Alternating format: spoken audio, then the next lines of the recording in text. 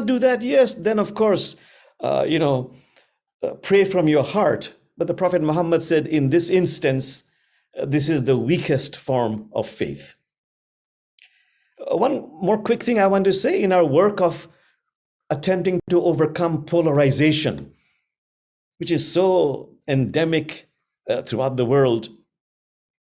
We love that Central Asian saying, can I share 3 cups of tea? Listen, respect, connect. Listen. I love these words of the 13th century sage Rumi, who says, what is listening? Metaphorically, it's like putting your head on the person's chest and just sinking into the answer. Respect. I might be against a person's behavior, but not against that person's essence, which is Christ nature, Buddha nature, Krishna nature, Elohim nature. This wonderful mystic Kabir from India, both a Muslim and a Hindu, he would say, when meeting somebody who's adversarial, protect yourself. Don't allow yourself to be abused. Take the right action. But as you take the right action, I beg you, do not keep this person's essence out of your heart. And just this differentiation as you take the right action between behavior and being has the power to shift heaven and earth. And then connect, create some human connection. I love that wonderful saying by the Christian mystic that this universe is made out of stories, not atoms. And lastly, I want to conclude with a saying of the Prophet Muhammad, who said, Jamal, when you arrived here from the invisible world, everybody around you was laughing and smiling, but you were crying and weeping. Live such a life. Live such a life that when you depart, everybody around you is crying and weeping, but you are laughing and smiling. I wish for myself and for you this very insight. Thank you. Thank you very much, Imam Jamal Rahman, for your commitment towards restoring justice through interfaith community building and inclusivity. And our next award goes to Mr. Fadi Jamalidin from Lebanon. Born in 1961, a Lebanese Canadian lawyer, Mr. Jamalidin is an activist of human rights and an advocate of green energy and organic vegetation. In 1984, in the midst of the Lebanese civil war, Mr. Jamalidin founded the Lebanese Association of Human Rights and fought religious and sectarian discrimination in his country. In 1986, Mr. Jamalidin represented Lebanon in the Human Rights World Conference in Vienna. Mr. Jamalidin is known for his fierce and determined fights against discrimination based on sex, ethnicity, gender, skin color, and race. Thus, he continues to take on pro bono cases, legally defending victims of discrimination as well as victims of sexual harassments and domestic abuse. Mr. Jamalidin is an advocate of education and believes every person, without exception, must have a proper education, thus contributing to the elimination of illiteracy amongst Syrian refugees, focusing on children and women. In addition, Mr. Jamalidin established a pilot farm operated through green energy as an experiment field for organic vegetation. He also continues to use his legal status and experience to fight for and defend all types of victims. Mr. Jamalidin, we welcome you and we kindly invite you to share a few words. Thank you so much. I'm very pleased and honored to be chosen to receive this valuable and distinctive award. The human rights cause has been a priority to me since my early years.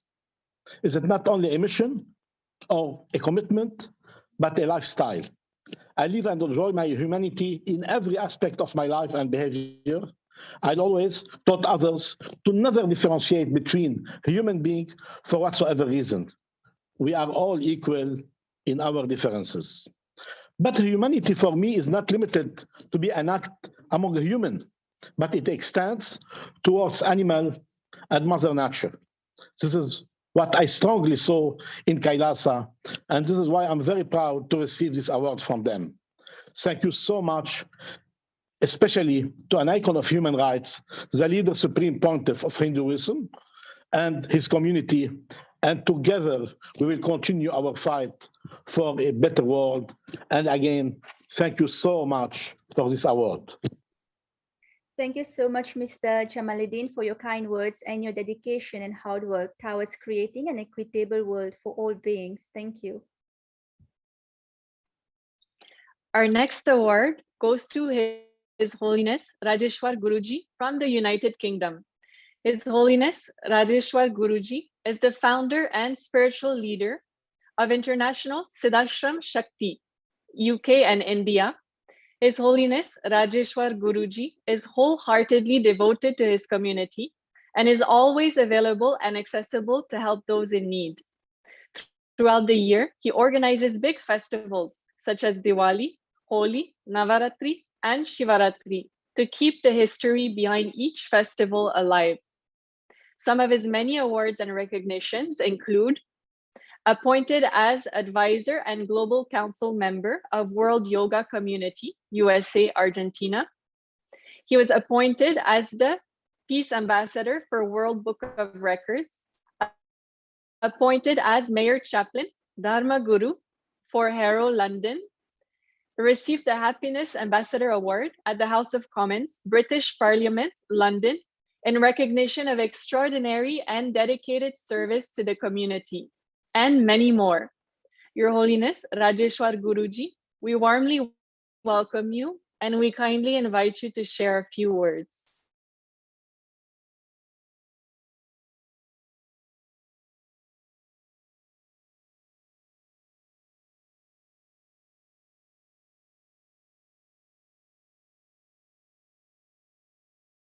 I think you're muted, Guruji.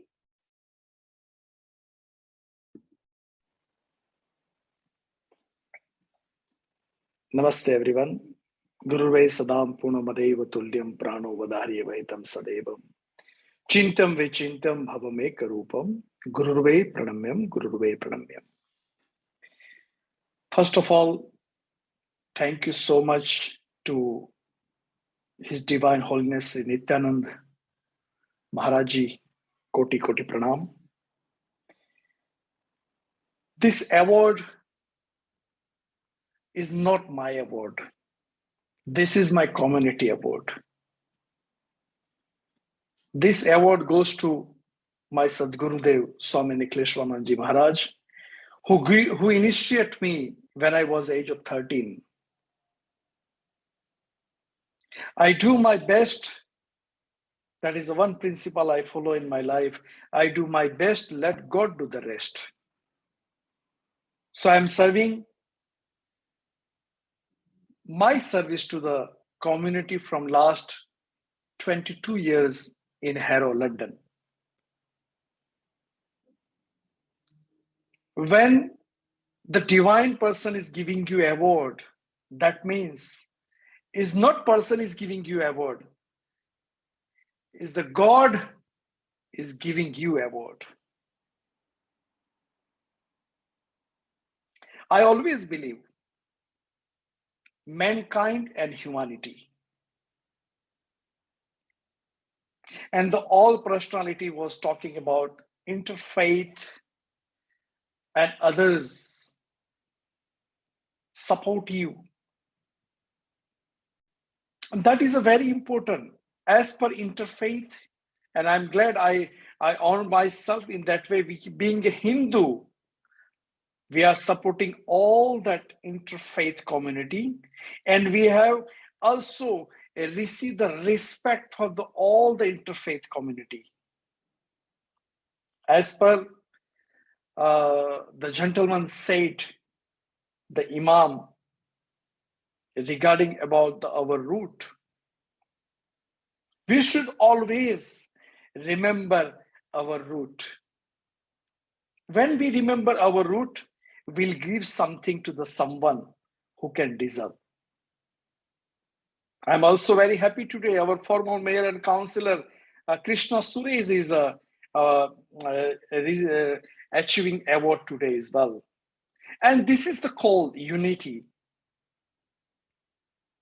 And His Divine Holiness Nithyananda Maharaj is doing wonderful job, is wonderful seva, not only United States, is a worldwide.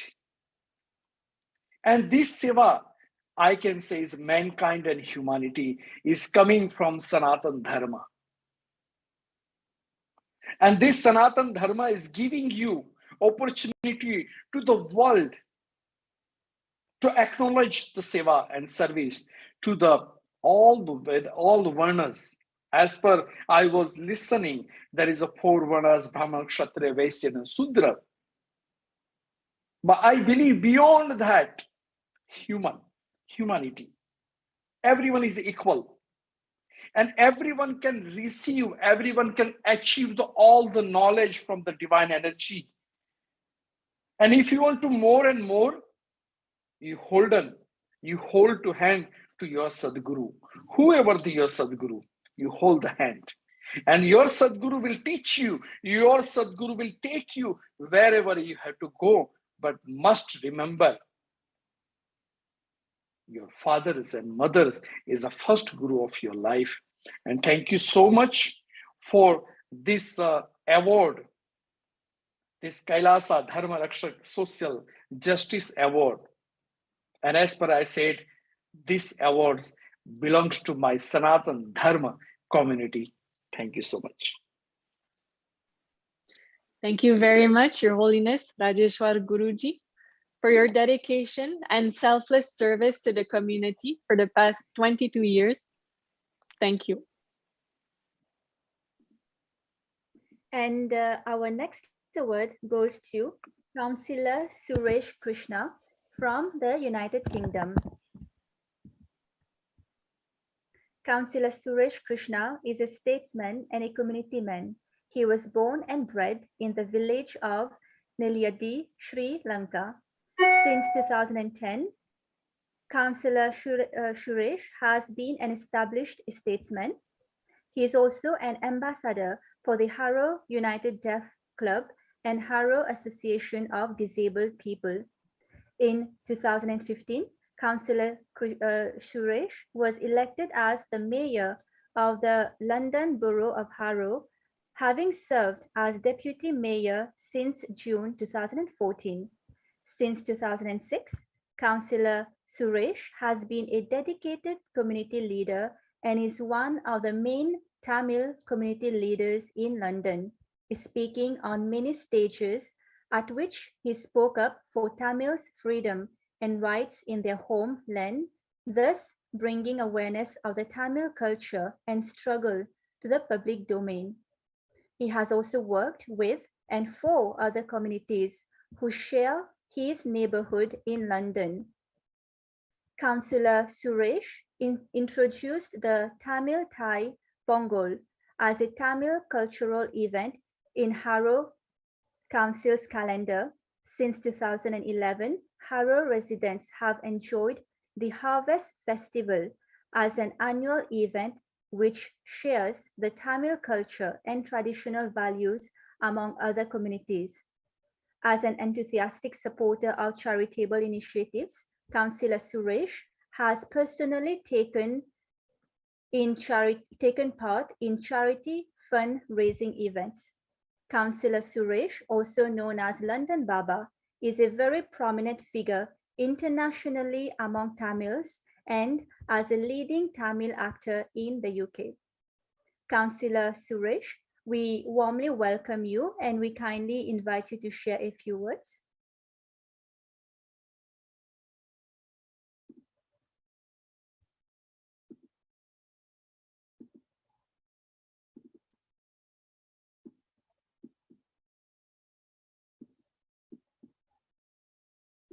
Could you please unmute Councillor Suresh Krishna?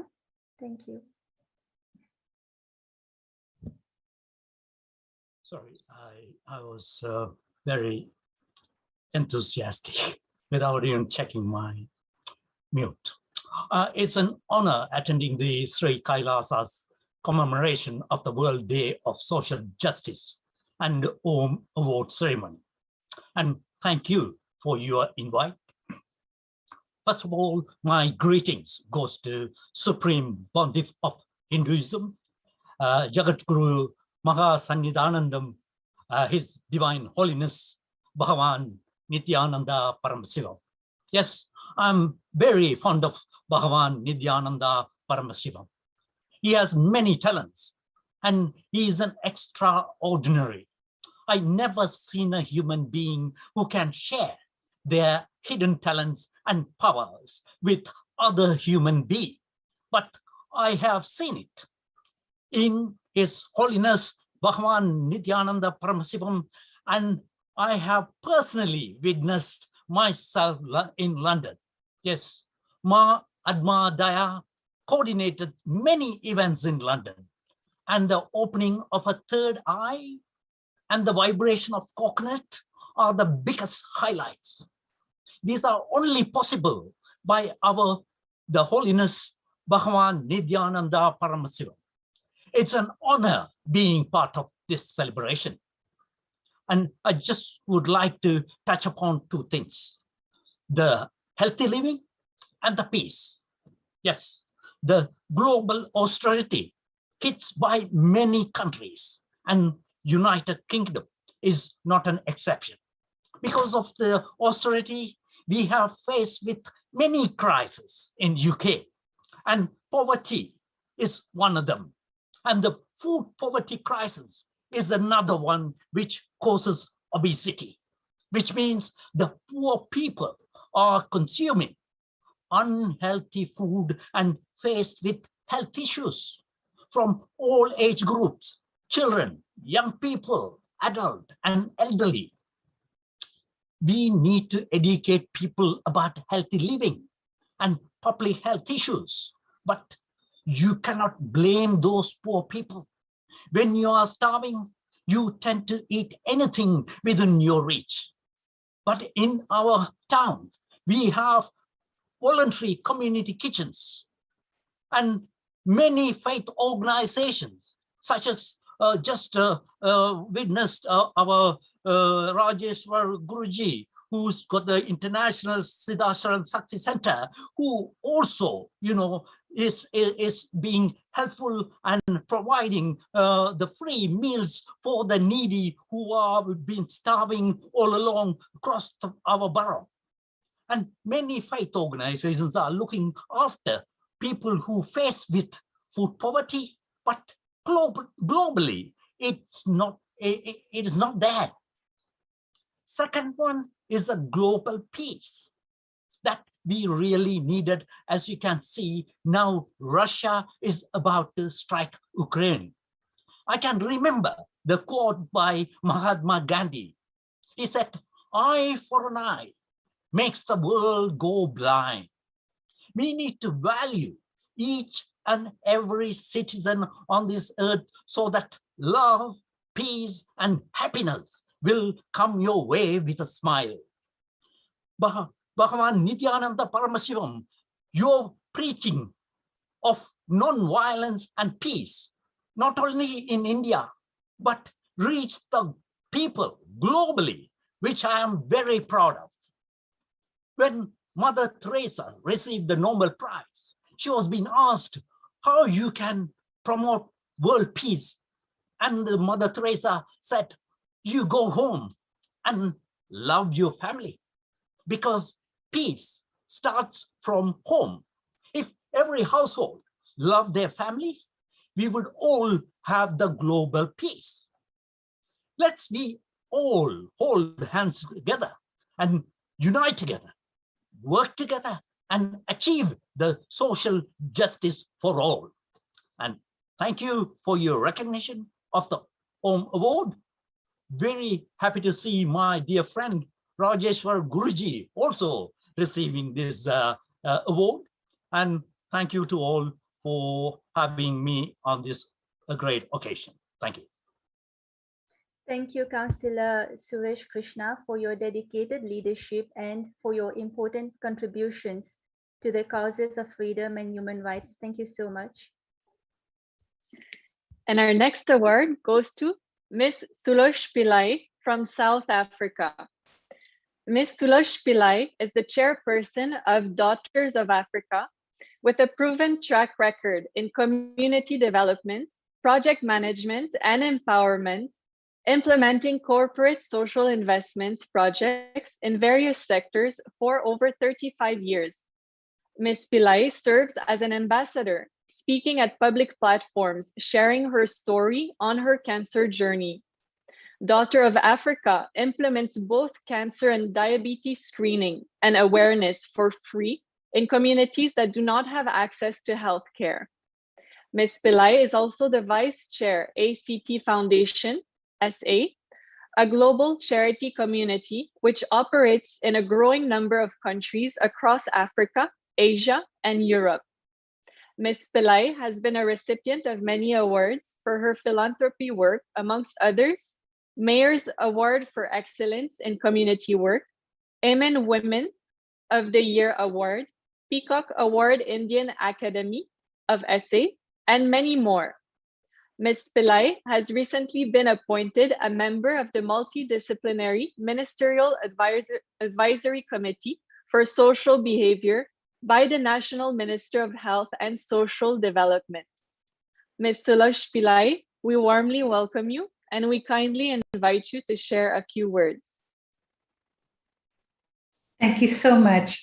My salutations and prostrations at the feet of the Supreme Pontiff of Hinduism, His Divine Holiness, Bhagwan Nithyananda, fondly known as Swamiji to me.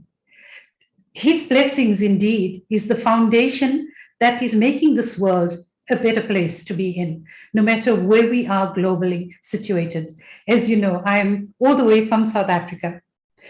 We as an organization, the Daughters of Africa, our vision as an organization for global peace encompasses the three pillars of the United Nations engagement, namely peace and security, development and human rights, most importantly though, humanitarian action.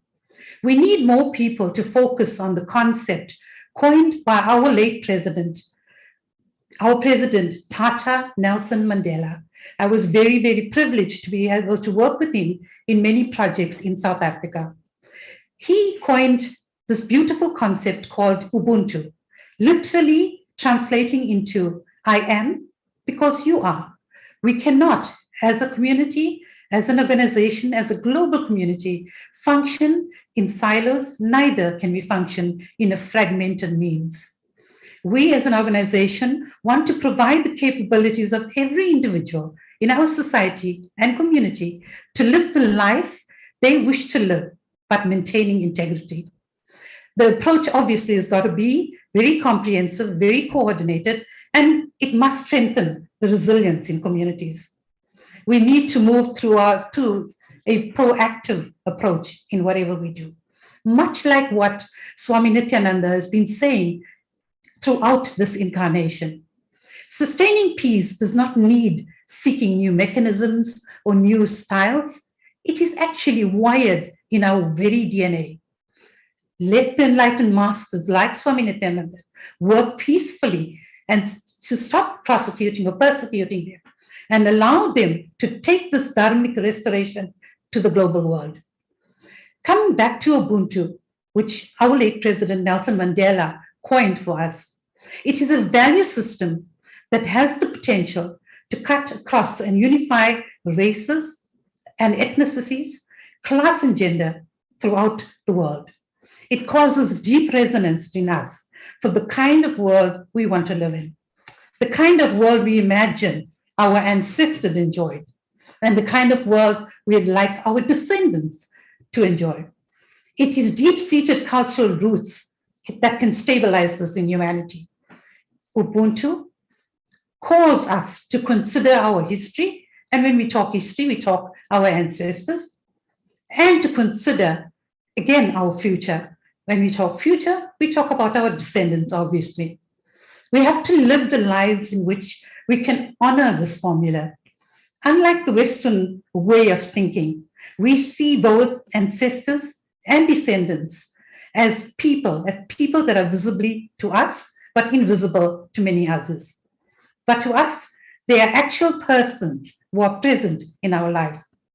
We want to inspire people to make sure that we have a global society where all of us are free and we all have the ability to do what we need to do. We want to, again, give our immense gratitude to Swami Nithyananda for coming up with this visionary concept as he has done now as well, the awards. Our pranams at his holy feet, and may peace be with every one of you. Thank you so much. Thank you so much, Ms. Pillai, for your invaluable work towards global peace and for your dedication to creating a sustainable world for all. Thank you. And our next award goes to Miss Lorelei Higgins from Canada. Miss Higgins is a Métis Canadian cultural mediator, a Rotary Peace Fellow and Positive Peace Activator, as well as a Governor General's Canadian Leadership Program alumna. She has worked on community-based projects locally and internationally with government agencies, non-government organizations, and the business sector. These projects have centered on peace and conflict transformation, Indigenous matters, and the elevation of female voices in leadership. Ms. Higgins has worked across the globe in communities in Africa, Asia, Europe, North America, and South America. She is the community lead for the City of Calgary's anti-racism program and is working to advance the City of Calgary's commitments to truth and reconciliation. Ms. Higgins has an MBA with a specialization in leadership, and she facilitates asset-based community development sessions utilizing an appreciative inquiry lens. She is also a consultant with Mediators Beyond Borders International. As Mrs. Canada 2021 and a Women in Need Foundation ambassador, Ms. Higgins is leading efforts to increase female leadership in peace-building efforts locally and globally. Ms. Higgins, we welcome you and we kindly invite you to share a few words. Nithyanandam, Hanshe, Oki, Danitara, Amawistich.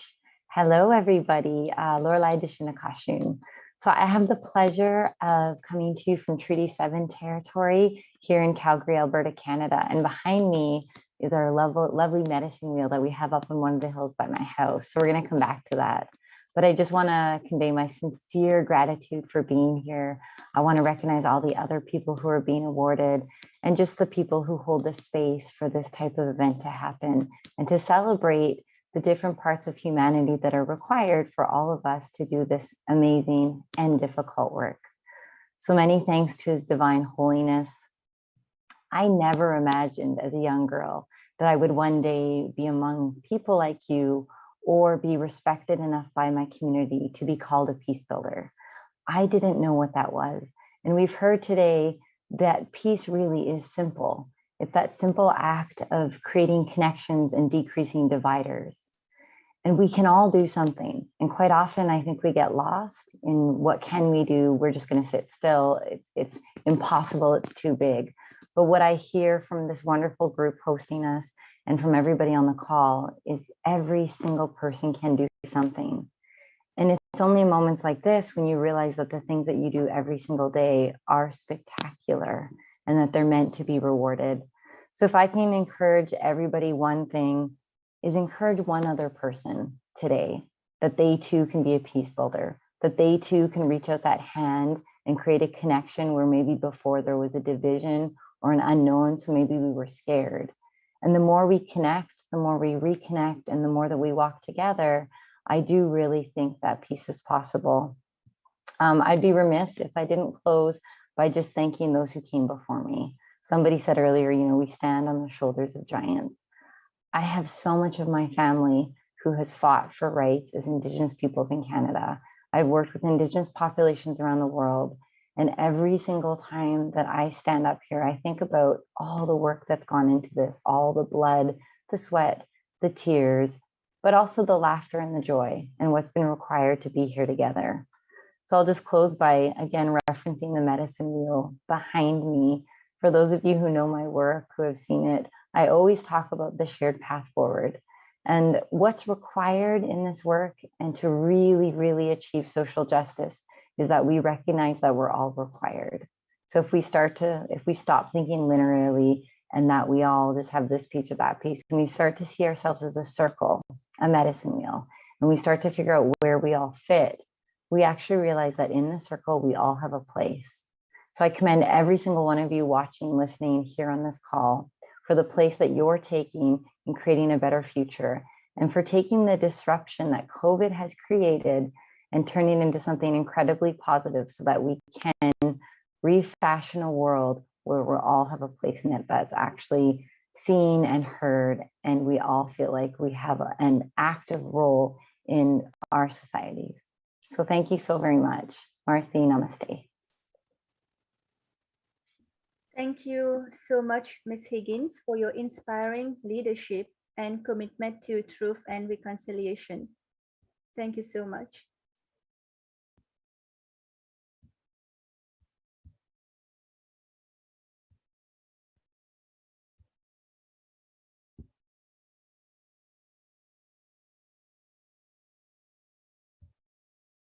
So now, as we are getting ready to receive the Supreme Pontiff of Hinduism, let us have a glimpse into his early work. As you can see here on the slide, when the Supreme Pontiff of Hinduism was very young, the temple monastery complex behind him of his gurus, Mataji Vibhutananda Puri in Tiruvannamalai, was built brick by brick by the Supreme Pontiff of Hinduism himself. His gurus guided him and he just followed. In 2001, at the young age of 23, the Supreme Pontiff of Hinduism established the first Kailasa temple monastery in Tiruchengood, South India. And 1 year later, at the age of 24, the Supreme Pontiff of Hinduism established the headquarters, the Adi Kailasa Sarvanyapeetham in Karnataka, South India. And throughout the years, right from the young age, as you can see here, in 2004, 2005, at the age of 26, 27, the Supreme Pontiff of Hinduism has conducted mass living enlightenment initiation conventions, taking people through powerful cleansing processes of the 7 energy chakras. And in 2005, the Supreme Pontiff of Hinduism was welcomed with a proclamation message by the mayor of St. Louis in USA.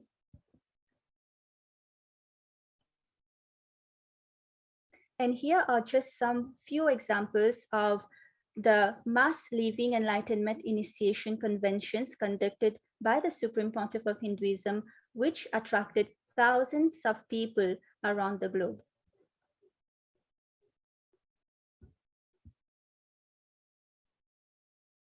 And here we can see the Supreme Pontiff of Hinduism at the Kumbh Mela in Nasik, where he initiated thousands again into the mass enlightenment initiation, and where he met with world leaders at the Kumbh Mela.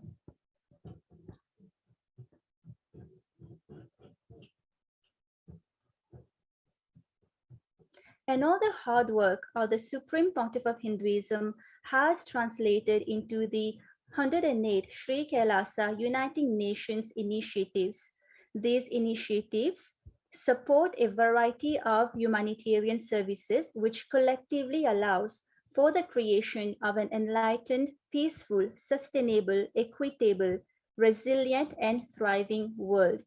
The 108 Sri Kailasa Uniting Nations initiatives align to the United Nations 17 Sustainable Development Goals and expand on to many other initiatives, incorporating other elements which are rooted in the ancient sciences of Hinduism, universal practical applications to bring about time-tested, foolproof, lasting solutions to the world's problems, whether it is economical, social, or environmental. And one such example is Kyun for affordable and holistic healthcare. In the midst of the pandemic, the Supreme Pontiff of Hinduism successfully implemented multi-layered quarantine protection through Kailasa's COVID care facilities, as recommended in Kailasa's COVID-19 and multilateralism report, which was published by the United Nations. The Supreme Pontiff of Hinduism opened his doors to all and ensured that all basic needs were fully attended to for all free of cost, including shelter, food, medical care, and more. And another example is the Sri Kailasa Uniting Nation for Education Reform and Development through Nithyananda University and Nithyananda Gurukul. The Supreme Pontiff of Hinduism provides quality education for all and bridges gender gaps. Today, the Nithyananda Hindu University is the world's largest Hindu university with more than 20 million enrollments, more than 7,000 courses conducted free of cost. Furthermore, by establishing the Nithyananda Gurukul, the Supreme Pontiff of Hinduism has revived the ancient enlightened knowledge transmission system, the education system, as per Hinduism, and provides free education to millions of children worldwide. To empower women worldwide, including rural indigenous women, the Supreme Pontiff of Hinduism launched many educational initiatives such as foundational literacy programs, vocational training programs, microfinance services, and more. A third example is Sri Kailasa Uniting Nations for Nutritious Food and a Hunger-Free World.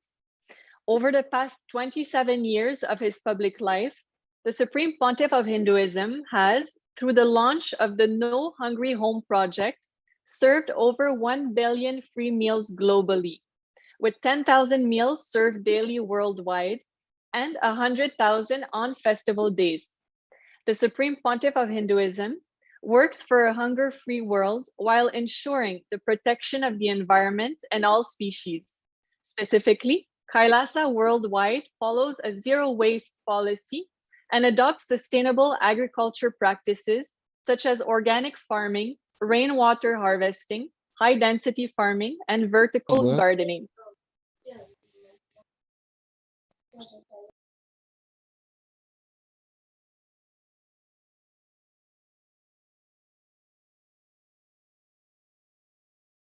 The sovereign state of Sri Kailasa, despite the intense persecution and lawfare, the Supreme Pontiff of Hinduism established the sovereign state of Sri Kailasa for not only the persecuted Hindus, but for all the world's practicing and aspiring Hindus, and for all of humanity.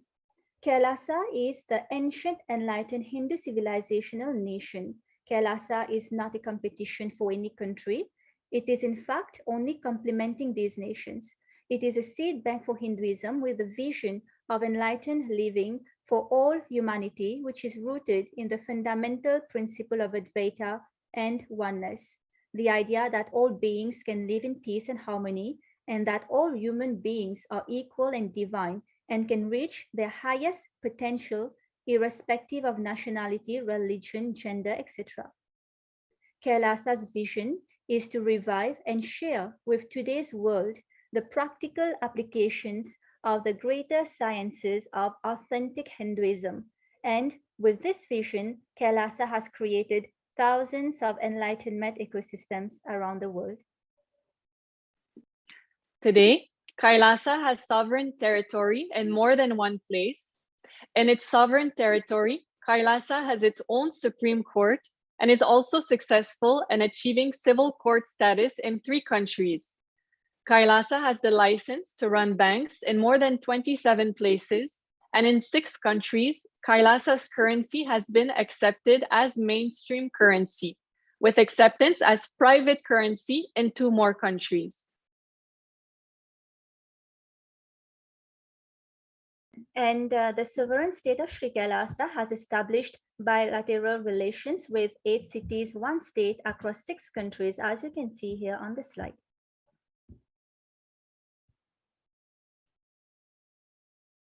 And to honor the achievements of the Supreme Pontiff of Hinduism,